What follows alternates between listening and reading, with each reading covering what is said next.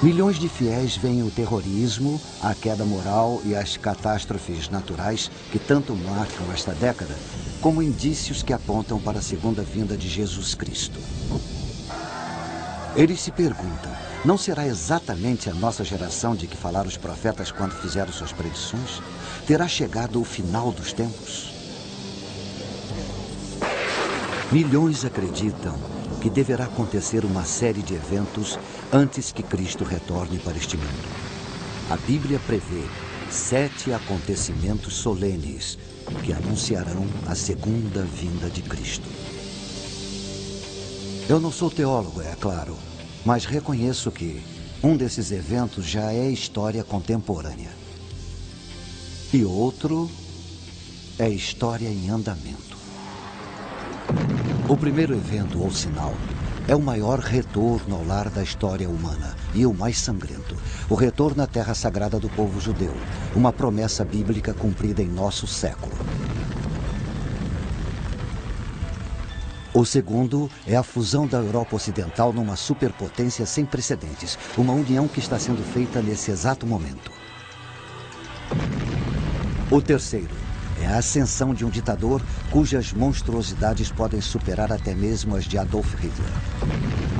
O quarto é o predomínio mundial de uma nova religião, cuja divindade será Satanás, o anticristo e o falso profeta, a profana trindade. O quinto é a construção de um terceiro templo de Jerusalém, num local onde hoje existe um dos santuários mais sagrados do Islã. Um local que os muçulmanos prometeram proteger com o próprio sangue. O sexto é a invasão de Israel por exércitos cruéis do norte, que não serão derrotados por forças militares, mas pelo catastrófico poder da natureza de uma magnitude jamais vista. E, finalmente, a batalha mais sangrenta, a mais destrutiva jamais travada por seres humanos, o Armagedon. Mensagens espirituais para o próximo milênio. Os 7 sinais do retorno de Cristo. Distribuição Mundial Filmes. As pessoas procuram sinais, explicações para o aumento de tragédias nos anos 90. Terremotos repentinos. Vulcões lançando nas alturas jatos de lava incandescente e vapor. Escuridão de dia. Furacões terríveis e frequentes. Assassinatos. Terrorismo que nem o governo mais poderoso do mundo parece capaz de evitar. A carnificina da guerra e a ameaça da AIDS. Estará nosso planeta como um peão parando de girar? As pessoas querem respostas.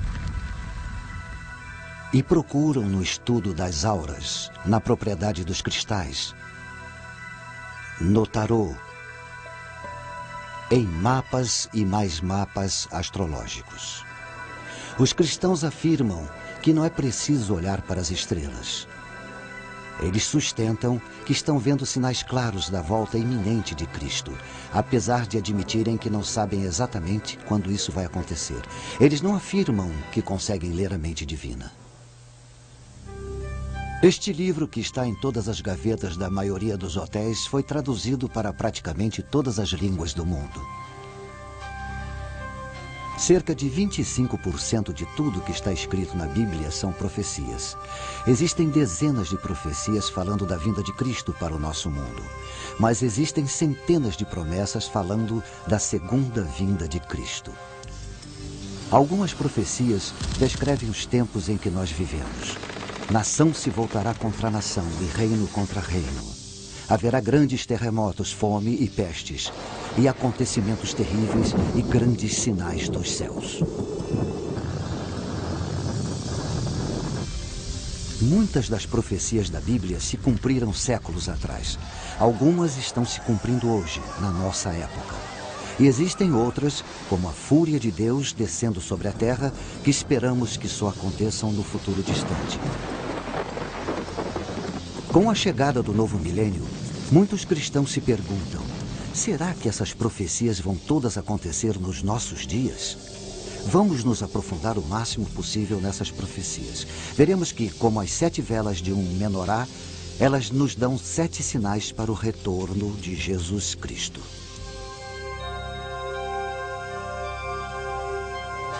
Vejamos o primeiro sinal, a devolução de Israel. As profecias são muito claras. Cristo não voltará para esse mundo antes que o povo judeu tenha de volta sua nacionalidade. No dia de Ano Novo do ano 1000, os cristãos não tinham o que temer. Na época, o povo judeu estava espalhado por todo o mundo. Com a aproximação do ano 2000, os judeus podem comemorar seu retorno para a terra que Deus havia prometido para eles. E eles a transformaram numa terra e tanto. Os restos ressequidos do passado voltaram à vida. Milhares e milhares de árvores foram plantadas. O deserto foi transformado num pomar. Os israelenses modernos se mostraram dignos de uma promessa ancestral, mas não sem derramamento de sangue. O povo judeu, como nação, começou quando o patriarca Abraão obedeceu à vontade de Deus. Sai-te da tua terra, para a terra que eu te mostrarei. Esta é a terra que Deus prometeu a ele.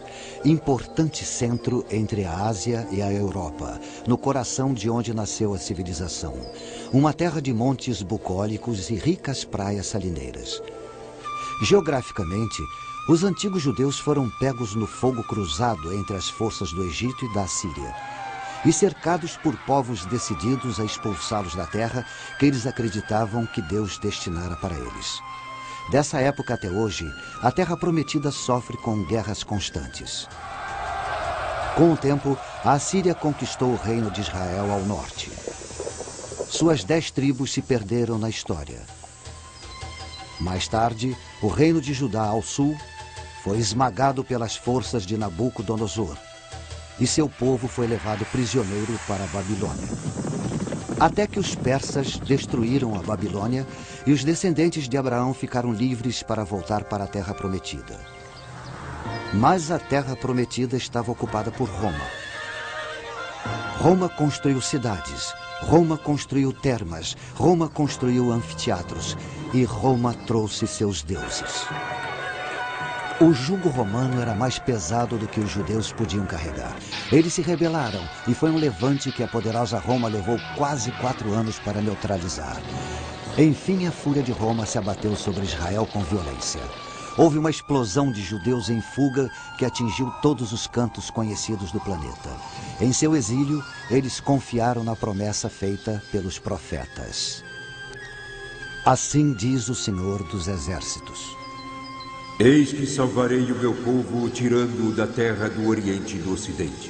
E os trarei, e eles habitarão no meio de Jerusalém. Eles serão o meu povo. Mas Jerusalém caiu nas mãos de forças muçulmanas que trouxeram o Islã. Durante séculos, a terra chamada Palestina fez parte do Império Turco-Otomano, até que os turcos foram derrotados na Primeira Guerra Mundial. Isso permitiu o retorno de alguns judeus para a sua terra original. Até que nos anos 30, da Alemanha nazista chegaram ondas de ódio aos judeus, que obscureceram as perseguições do passado. Os judeus foram marcados com estrelas amarelas. As lojas judias foram destruídas, sinagogas foram incendiadas, algumas vezes com a congregação dentro. Aos milhões, os judeus foram levados para campos de concentração num programa que visava a extinção do povo judeu de uma vez por todas. Explode a Segunda Guerra Mundial. Depois da derrota da Alemanha, os judeus sobreviventes do Holocausto foram para as costas de sua antiga terra natal para serem rechaçados em seguida. Então, depois de 9 meses de discussão, as Nações Unidas votaram pela divisão da Palestina no Estado árabe e no outro judeu. Em 14 de maio de 1948, nasceu o novo Estado de Israel. E com ele, o primeiro sinal do retorno de Cristo. As pessoas dançaram nas ruas. Elas vieram cantando. Judeus tão diferentes entre si como Marrocos é diferente de Manhattan. judeus dos casbás e dos bazares, dos bairros de alfaiates de Nova York, dos esconderijos em Amsterdã, da Inglaterra e da Suíça, do refúgio na Suécia, da Índia e Etiópia, do Iêmen e Detroit. Eles possuíam um laço de união bíblico com uma terra que a maioria nunca tinha visto. Também designarei lugar para Israel e o plantarei ali, para que habite no seu lugar e não mais seja perturbado. Estas palavras do profeta Amós foram ditas há cerca de 2.700 anos. A devolução de Israel para o mundo parecia um sonho impossível, mas uma por uma as barreiras que impediam foram afastadas. Pelas mãos de Deus, muitos acreditam. Este sinal surgiu em nossa época. Quantos mais se seguirão?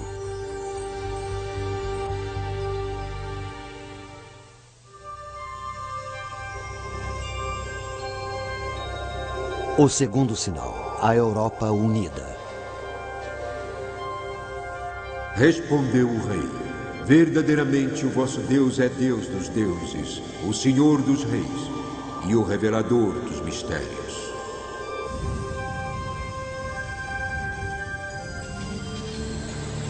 No passado, esta cidade Roma foi a maior capital do mundo antigo. Hoje, Roma ainda é capital. Uma capital de um dos muitos países do oeste europeu que formaram uma confederação denominada UE, ou mais popularmente União Europeia. A União Europeia é dinâmica. Ela alimenta o ideal de uma Europa unida, integrando os países membros econômica e politicamente. Ela prevê políticas comuns no comércio, na agricultura. Isso exige um sistema monetário europeu único para todos os países membros. Ela mantém um parlamento multinacional. Se a União Europeia decidir formar um exército comum europeu, ela emergirá como o Império Romano do século XXI. Incrivelmente, toda a operação da União Europeia foi prevista há cerca de 1.600 anos. Isso aconteceu na Babilônia, a lendária Babilônia dos Jardins Suspensos. O rei Nabucodonosor teve um terrível pesadelo e mandou chamar um visionário judeu chamado Daniel para que o acalmasse. Daniel disse para ele: Ó rei, subiram os teus pensamentos sobre o que viria no futuro. Ele continuou falando de uma enorme estátua de 4 metais de vários graus de dureza, referentes a grandes impérios do mundo antigo. A cabeça de ouro é a Babilônia. O peito e os braços de prata, o Império Persa. E o ventre e as coxas de bronze eram os conquistadores gregos. O triunfo de Roma sobre os outros é representado pelas pernas de ferro da estátua. Muito interessantes são os pés de ferro e barro. Os 10 dedos simbolizando 10 nações que cederão sua soberania a Roma. Daniel também teve uma visão do futuro. Foi tenebrosa. Ele viu 4 terríveis animais saindo de dentro do oceano. O primeiro, o leão alado da Babilônia. O segundo, um urso simbolizando o Império Persa. O terceiro, um leopardo simbolizando Alexandre o Grande e seu império. O quarto animal, o mais terrível de todos, Roma, que devoraria os outros 3. Ele tinha grandes dentes de ferro. Ele devorava e fazia em pedaços suas vítimas e tinha 10 chifres. O profeta continua e diz que só depois que este superpoder de Roma for destruído, Cristo voltará para a terra e estabelecerá um domínio eterno que não passará. Mas a ideia de uma Roma imperial nunca morreu. Os fantasmas dos Césares continuaram assombrando as lideranças europeias. O Sacro Império Romano atingiu seu ápice durante a Renascença, com Carlos V. Napoleão desejou tanto o poder do Império Romano que se autoproclamou imperador. Roma chegou viva ao século XX com Tsar Nicolau e o Kaiser Wilhelm. Os títulos Tsar e Kaiser vêm de César. Benito Mussolini considerou-se durante os 21 anos de ditadura na Itália um César. Com grande entusiasmo, as pessoas o saudavam como Il Duce, Duce, que significa nosso líder, nosso líder. Ele devolveu o antigo nome romano para o Mediterrâneo, Mare Nostrum, nosso mar. O símbolo de seu governo de ferro foram os fasces, um feixe de varas exibido na Roma antiga como símbolo da autoridade. Enquanto governou, ele foi uma prova solene de que, mesmo no século XX, o espectro da Roma imperial nunca chegou a morrer. Hoje, as bandeiras da União Europeia flamulam por cima de muitos dos antigos territórios imperiais. Os Estados Unidos da Europa. Este era o sonho pós-guerra de Winston Churchill e de Konrad Adenauer, o primeiro chanceler alemão depois da rendição nazista. Para esse fim, em 1958, os líderes europeus se reuniram no Monte Capitolino e fundaram o Mercado Comum Europeu, que se desenvolveu até tornar-se a União Europeia que conhecemos hoje.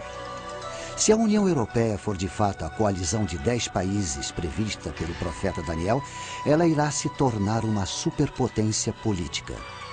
Industrialmente, ela será uma das potências mais produtivas da Terra.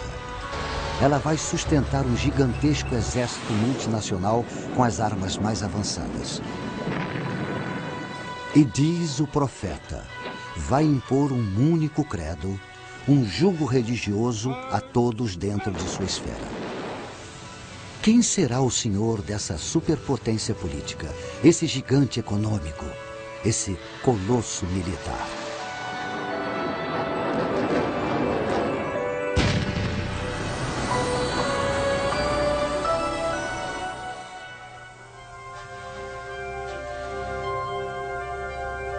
O terceiro sinal é a vinda do Anticristo. E eis que entre eles subiu outro chifre, pequeno, diante do qual 3 dos primeiros chifres foram arrancados. E eis que neste chifre havia olhos como os de um homem, e uma boca que falava grandes coisas.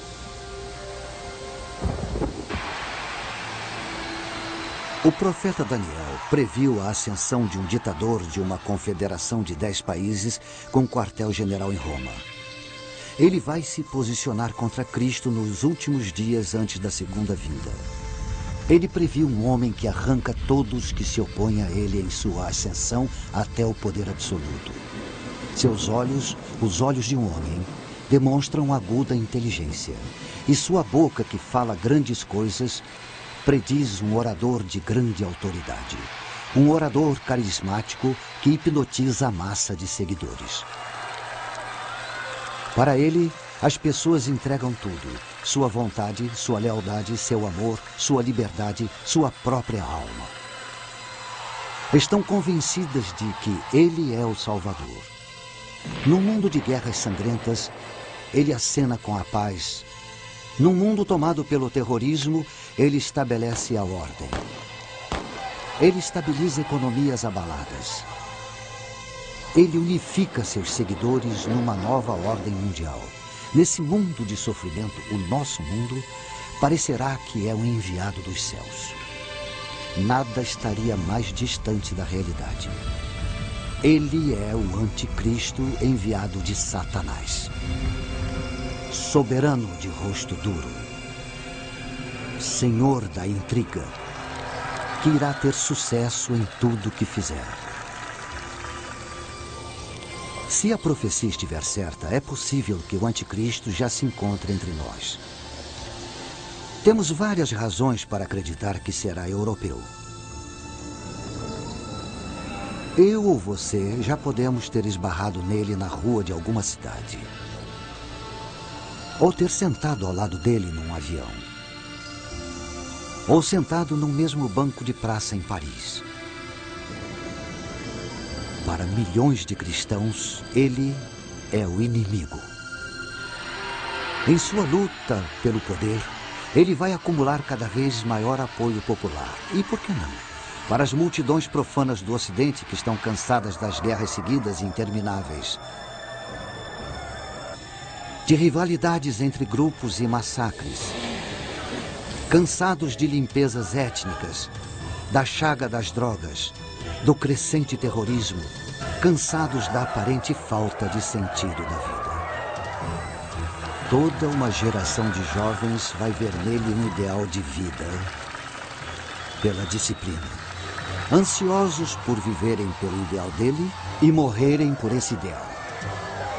Os fiéis têm certeza de que ele vai conquistar o poder absoluto sobre todos os homens, mulheres e crianças dentro da Confederação de 10 países, do início até o fim. Ele vai decidir quem deve nascer e quem deverá ser abortado, em quem se deve investir e quem deve ser bucha de canhão.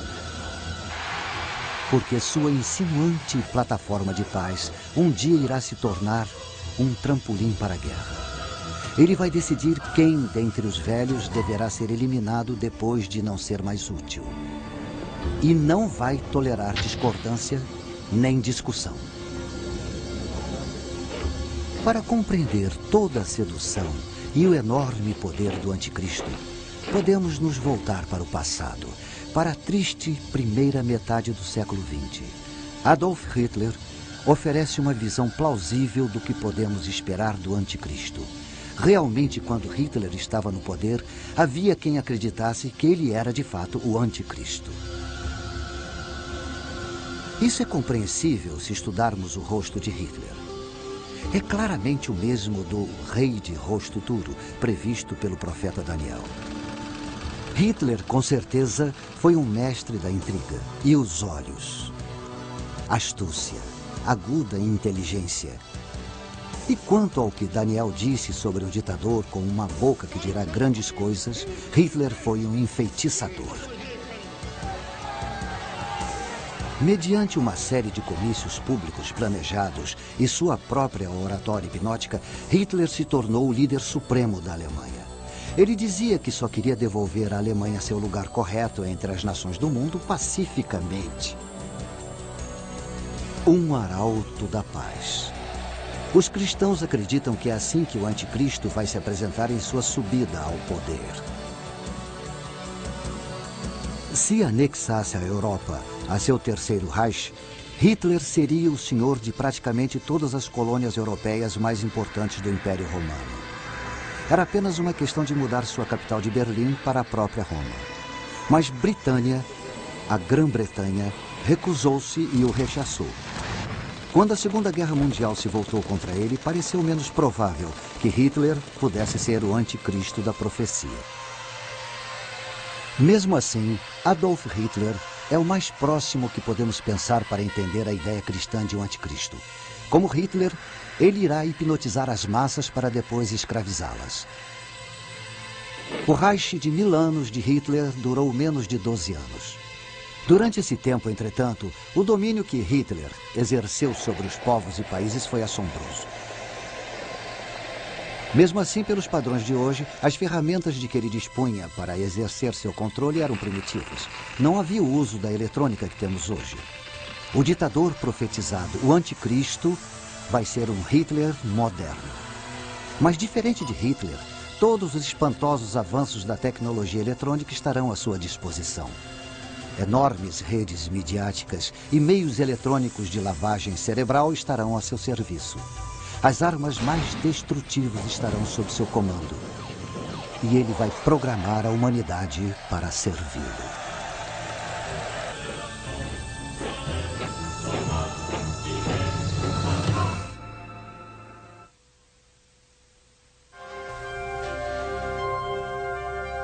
O quarto sinal.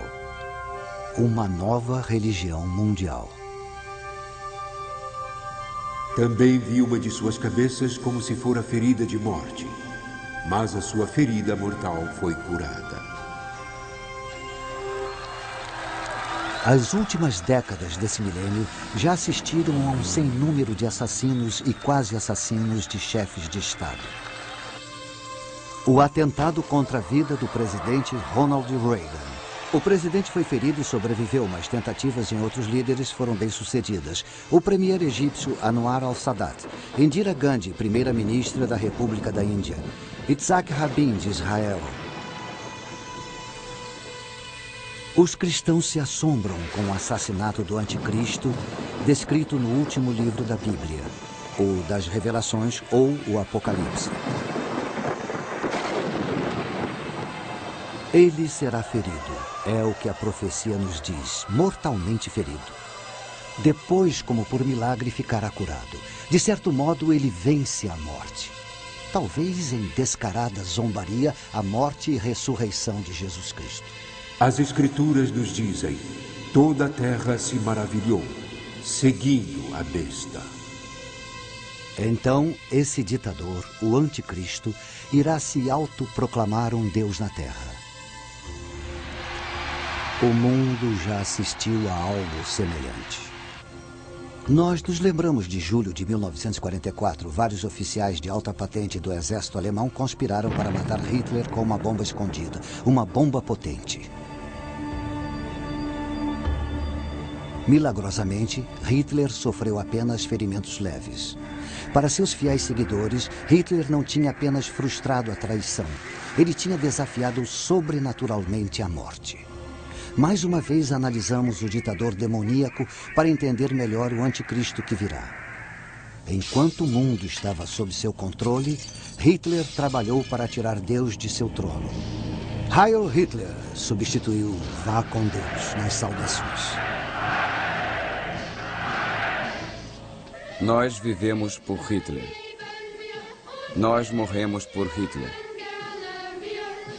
Nosso Hitler, nosso Senhor,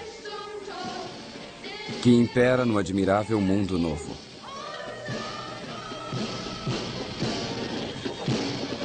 Os rituais cristãos foram aniquilados, quando não substituídos pela ostentação pagã. O lugar de honra das Sagradas Escrituras foi ocupado pela autobiografia de Hitler, Mein Kampf.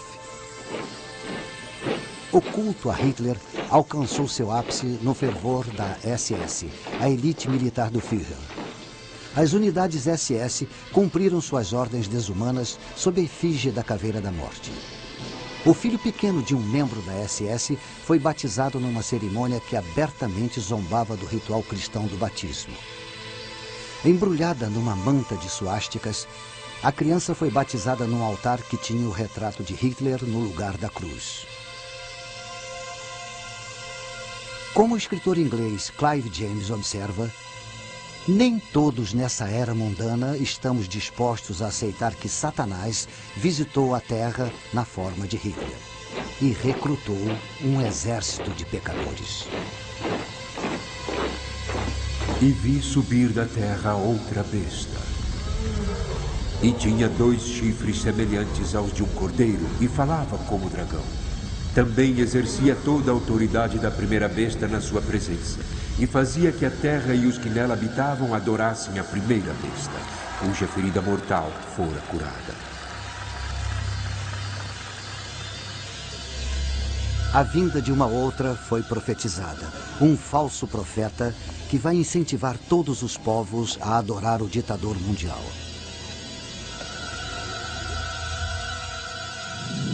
A Bíblia nos diz que ele vai fazer o fogo descer do céu. Mesmo assim, ele não fará de si mesmo objeto de adoração. Em vez disso, irá dirigir a adoração do povo para o ditador, o anticristo.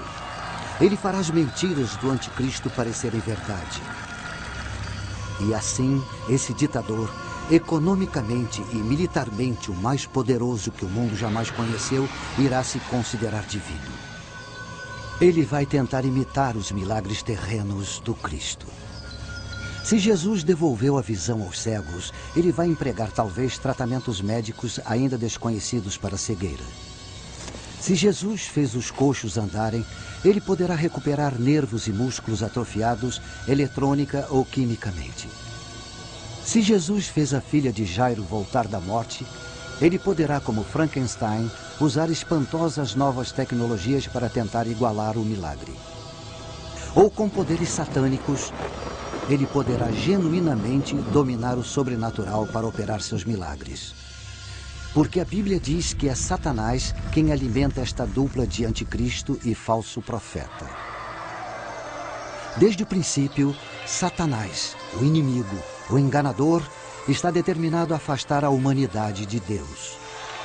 O fim dos tempos assistirá à maior mentira de todas, Satanás como o Pai, o anticristo como o Filho e o falso profeta como o Espírito Santo. A adoração do homem pela profana Trindade. O mundo poderá festejar tal reviravolta. Nosso mundo ocidental está tomado pela desorientação espiritual. Pequenos profetas surgem em toda parte. Muitos buscadores da verdade são atraídos para as fileiras de cultos bizarros. Em Jonestown, na Guiana, um falso profeta orienta seus seguidores para cometerem suicídio em massa pela ingestão de uma mistura com cianeto. 800 homens, mulheres e crianças caminham para a própria morte. Em seguida, um falso Messias provoca a morte de famílias inteiras no Texas. Na Suíça e no Canadá, mais de 50 membros da Ordem do Templo Solar, trajados em vestes cerimoniais, ou tiram suas próprias vidas ou são assassinados por seus companheiros de culto. Os seguidores de outro falso profeta, uma autoproclamada reencarnação de Cristo e Buda, soltam um gás letal no metrô de Tóquio na hora do rush. Milhares de trabalhadores são hospitalizados, alguns morrem. Violência oriunda do fervor religioso. De fato, a adoração da profana Trindade pode não estar longe.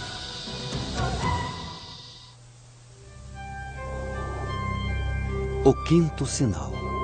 A reconstrução do templo.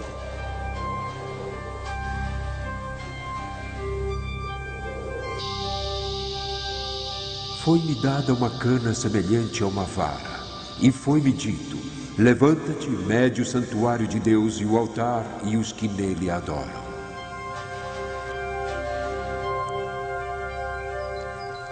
Jerusalém dourada, a cidade de Deus. Seu solo pisado pelos pés dos conquistadores, assírios e babilônios, gregos e romanos, sarracenos e otomanos. Suas portas, os sagrados portais dos peregrinos, judeus, cristãos, muçulmanos. Seu nome significa paz. Sua história, conflito. Mesmo assim, ela é a cidade onde quase todo ser humano sente o desejo de estar.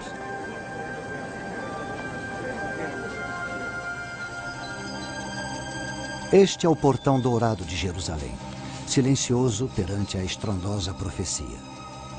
Tanto judeus como cristãos tomam conta desse portão. Para os judeus, é o portão pelo qual o Messias vai entrar em Jerusalém e devolver a Israel sua glória do passado. Para os cristãos, é o portão pelo qual Jesus Cristo vai reentrar na sua cidade. Bem escolados nessas profecias, os otomanos muçulmanos lacraram o portão em 1530. E sabendo que o Messias, como um sumo sacerdote judeu, não pode atravessar um cemitério, construíram um bem grande na frente do portão.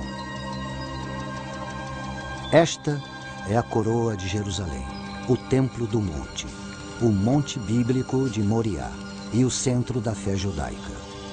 Apesar de ter apenas 35 acres, é o pedaço de terra mais disputado de todo o mundo.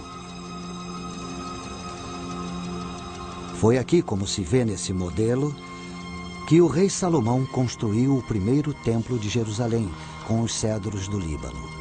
Mas ele foi destruído em 586 a.C. por invasores babilônicos. Por volta de 26 a.C., o rei Herodes o Grande completou a construção do segundo templo. Foi seu maior feito. Para este templo, com ornamentos dourados brilhando em sua fachada de mármore branca, os judeus de todas as províncias do Império Romano faziam suas peregrinações de Páscoa. Foi aqui na corte dos gentios que Jesus, em sua fúria, expulsou do templo os mercadores e ambulantes. A tentativa do imperador Calígula de colocar sua efígie gravada no templo enfureceu de tal modo os judeus que eles se revoltaram contra Roma. No início, tiveram êxito. Mas em 70 d.C., as forças romanas dominaram a cidade, queimaram o templo e levaram seus objetos sagrados para Roma como espólio.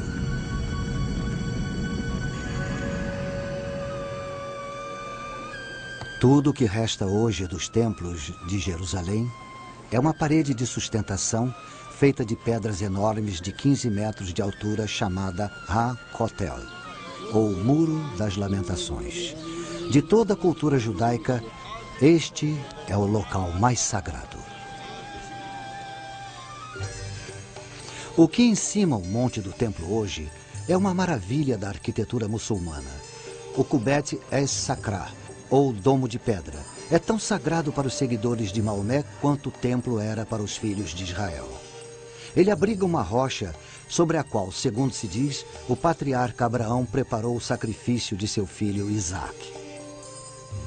É também a rocha da qual, segundo os muçulmanos, o profeta Maomé ascendeu ao paraíso. Cristãos e judeus estão proibidos de orar no domo ou na linda mesquita de Al-Aqsa, que fica próxima.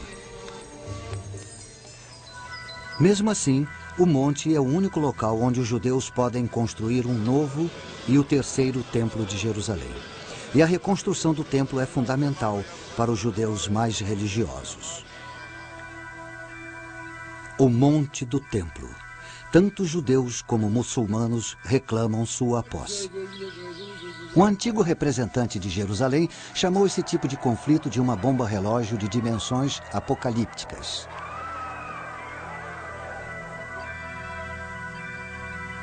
Por volta de 691 d.C., os muçulmanos terminaram de construir o Domo de Rocha. Ele está sobre o monte do templo há 1.300 anos. Não estão dispostos a tirá-lo para dar lugar a um terceiro e definitivo templo judeu. Muitos judeus rezam por um milagre. O templo virá do alto, eles dizem. Mas existem fanáticos tramando tomar o templo à força. Um militante do templo, ex-soldado do exército israelense, atraiu milhares de seguidores. Nossa ideia, ele explica, é mudar a mesquita, mudar o domo de rocha para ser reconstruído em Meca. Um grupo conhecido como Instituto do Templo já está se preparando para um novo sacerdócio judeu. Objetos rituais para sacrifício estão sendo feitos. Vestes rituais sendo confeccionadas. À sombra do Muro das Lamentações, há escolas do Talmud, onde estudantes ávidos são preparados para realizar os antigos rituais dos sacerdotes judeus. Um modelo em escala do terceiro templo já foi até construído. Mas os muçulmanos não abrem mão do Monte do Templo. Em 1990, irrompeu um tumulto quando um grupo de judeus tentou fincar a pedra angular do novo templo. Cristãos acreditam que Jesus Cristo não vai voltar para esse mundo até que o terceiro templo de Jerusalém esteja pronto. Como isso é possível com esta situação explosiva entre muçulmanos e judeus? E deu-se-lhe autoridade sobre toda a tribo, povo, língua e nação. O ditador dos 10 países irá intervir. Chegando como pacificador, ele irá enganar até o eleito. De uma vez por todas, ele irá apaziguar o conflito sobre o Monte do Templo. Não haverá mais discussão. O templo será reconstruído. E os filhos de Israel irão regozijar-se. Ele fez mais que resolver um conflito, eles dirão. Ele cumpriu o pacto que o Senhor Deus fez com Abraão. Mas o festejado ditador tem outros pactos a cumprir. Ele fará um acordo pelo qual irá devolver a Palestina para os israelitas. Este pacto marca o início de um período de 7 anos de tribulação, que só vai terminar com a segunda vinda do Cristo. Ele lhes dizia que fizessem uma imagem à besta que recebera a ferida da espada e vivia. Agora, o falso profeta, fonte oculta do poder, entronizará o ditador anticristo no novo templo de Jerusalém. E os que habitam sobre a terra irão adorar a besta, cujos nomes não estão escritos no livro da vida. A imagem dele será adorada, venerada, cultuada. Todos que se recusarem serão mortos. Os israelitas traídos reagirão como seus ancestrais fizeram quando o imperador Calígula tentou pôr sua imagem no templo deles. Vão se revoltar e lutar. E o ditador os fustiga com tal massacre que irá ofuscar o holocausto de Hitler.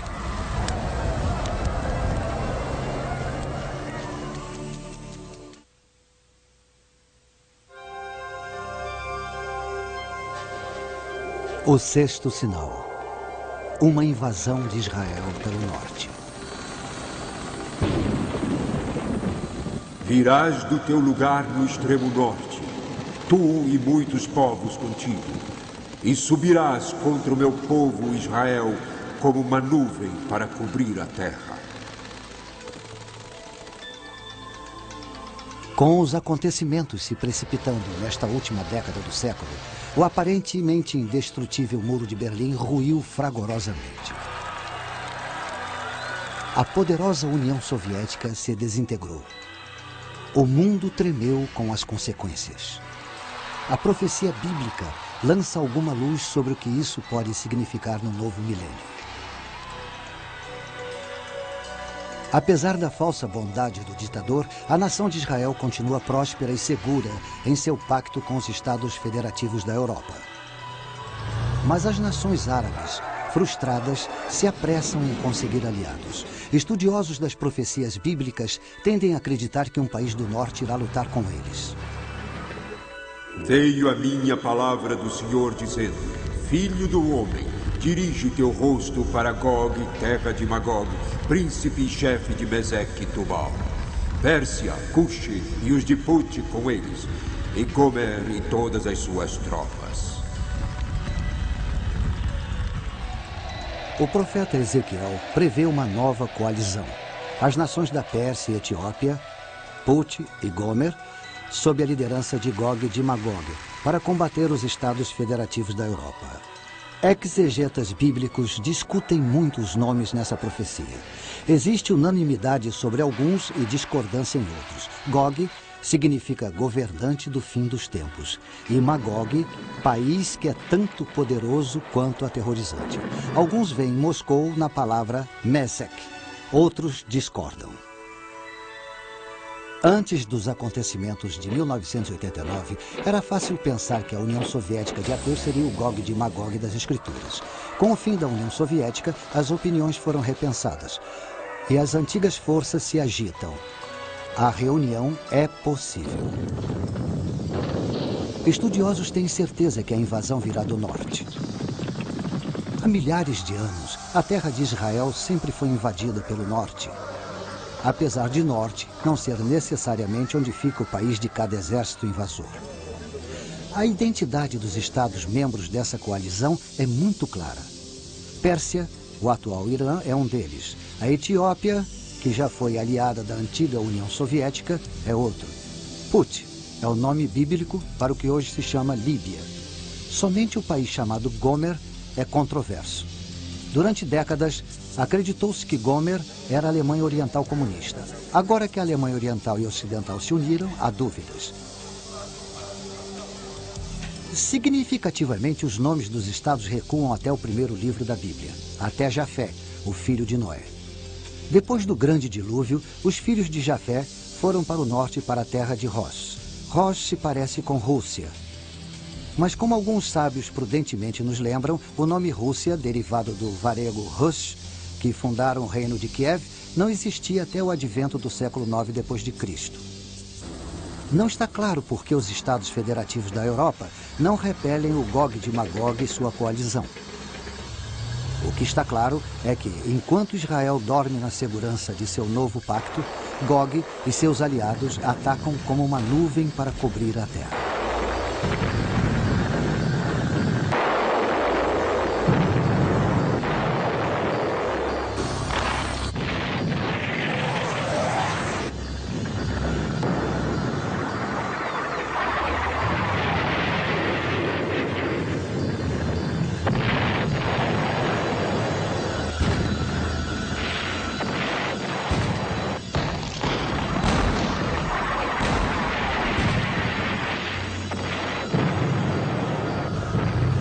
invasão é um sucesso. Mas os invasores estão confiantes demais. Eles imaginam que já têm o controle de Israel antes de vencer. E chamarei contra ele a espada sobre todos os meus montes. Agora o próprio Senhor Deus mostra sua face ao lado de seu escolhido.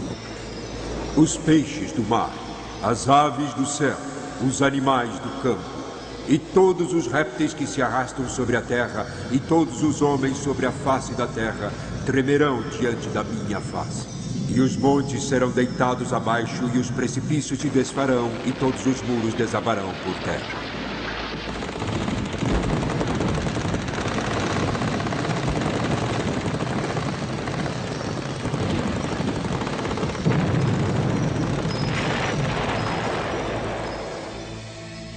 Gog e sua coalizão são destruídos. Tão grande é a devastação que leva 7 meses para enterrar todos os mortos e 7 anos para enterrar todos os terríveis destroços. Mas esta guerra é um mero prelúdio do que está por vir. Zacarias, no Antigo Testamento, profetizou que todos os países vão se lançar contra Israel para travar a batalha do Armagedon. Em 2 de dezembro de 1942, neste local, na Universidade de Chicago, foi feita a primeira fissão nuclear. No átimo de segundo desse primeiro clarão atômico, iniciava-se uma nova era. A era da energia nuclear e a da guerra nuclear. Se a profética batalha do Armagedon for inevitável, será um holocausto de natureza nuclear. Se isso vier a acontecer, pode-se dizer que a batalha teve sua origem neste local, onde está hoje a escultura comemorativa de Henry Moore. O 7º sinal. A batalha do Armagedon. Pois eu ajuntarei todas as nações para a peleja contra Jerusalém.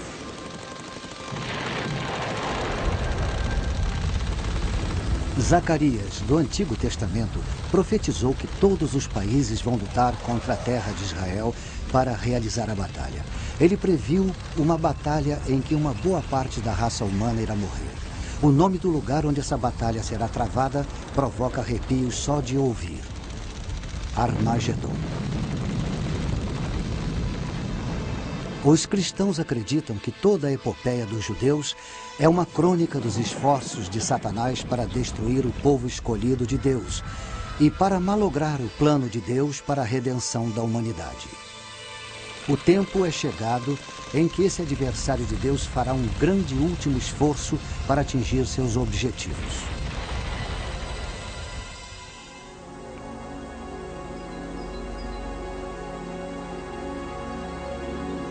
Megido está tranquila agora. No mundo antigo, aqui era um centro de comércio fundamental. Debaixo das ruínas da cidade que estão vendo, estão enterradas 20 outras Megidos, uma em cima da outra. A cidade foi reconstruída 20 vezes. O Vale de Megido se estende do Mediterrâneo até o norte de Israel. Quando Napoleão veio aqui, sua análise militar foi que, na planície de Megido, a natureza tinha criado seu maior campo de batalha. Nós conhecemos Megido melhor por seu outro nome, Armagedon. No interior dos gabinetes do ditador dos Estados Federativos da Europa e de seu falso profeta, o adversário de Deus alicia os inimigos do mundo para lutarem nesse amplo vale. Será a última batalha que o ser humano jamais irá travar. Eles virão de todos os cantos do mundo. Mais exércitos virão descendo do norte. Outros exércitos invadirão pelo sul. Chefiados pelo Deus da guerra, O único Deus que o anticristo irá reconhecer além de si mesmo, os estados federativos da Europa despacharão suas tropas de elite pelo Ocidente. Tropas com armas superiores. Mas um exército em número incrivelmente superior vem vindo do Oriente, a leste do Eufrates. Como a profecia diz que o exército terá 200 milhões de homens, é de se suspeitar de uma coalizão das nações asiáticas encabeçada pela China. Do norte, sul, leste e oeste eles vêm, e o confronto é aqui.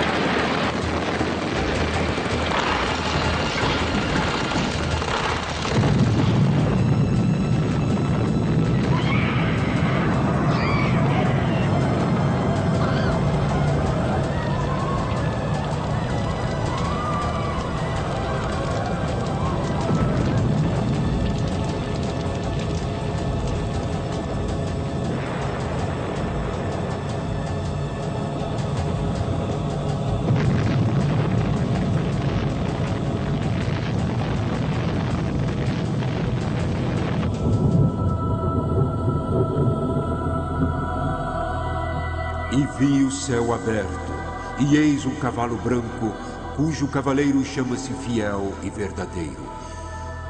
No manto sobre a sua coxa tem escrito o nome: Rei dos Reis e Senhor dos Senhores. Cristo, que retornou em sua glória, julga as nações ímpias. De sua cidade sagrada, Jerusalém, ele irá reinar triunfante e seu reino será eterno. A profana trindade está esmagada. Satanás foi banido para sempre. Os redimidos da humanidade vivem no êxtase do reino soberano de Deus sobre o universo.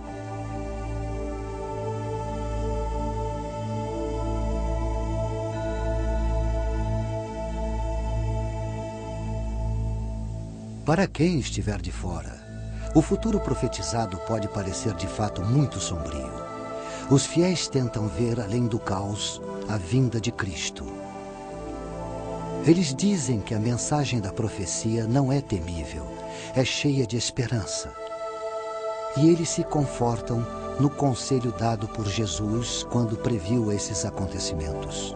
Quando estas coisas acontecerem, exultai e levantai vossas cabeças. Eis que cedo venho e está comigo a minha recompensa, para retribuir a cada um segundo a sua obra. Eu sou o Alfa e o Ômega, o primeiro e o derradeiro, o princípio e o fim. Sim, eu venho logo.